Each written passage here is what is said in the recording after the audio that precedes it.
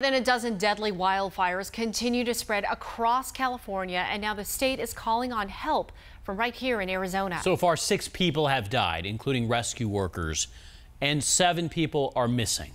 Team 12's Brandon Hamilton has an update on the fires and how local state agencies are helping.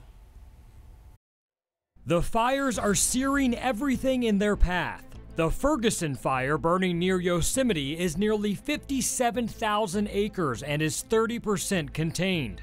The 98,000-acre Carr fire burning in Shasta County has forced the evacuation of more than 30,000 residents and destroyed nearly 1,000 structures. The state of California is calling for help, and Arizona is stepping up.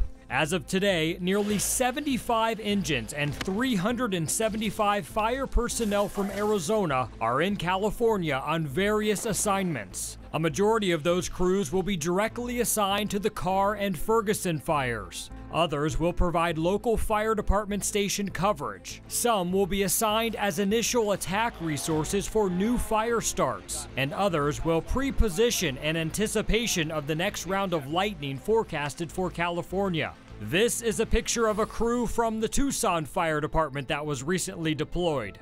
And this a photo of one of Arizona's strike teams in Yosemite. There's no relief in sight for these fires. The hot, dry, and windy conditions expected to continue fueling the flames. We will keep you updated on our crews in California. Brandon Hamilton, 12 News.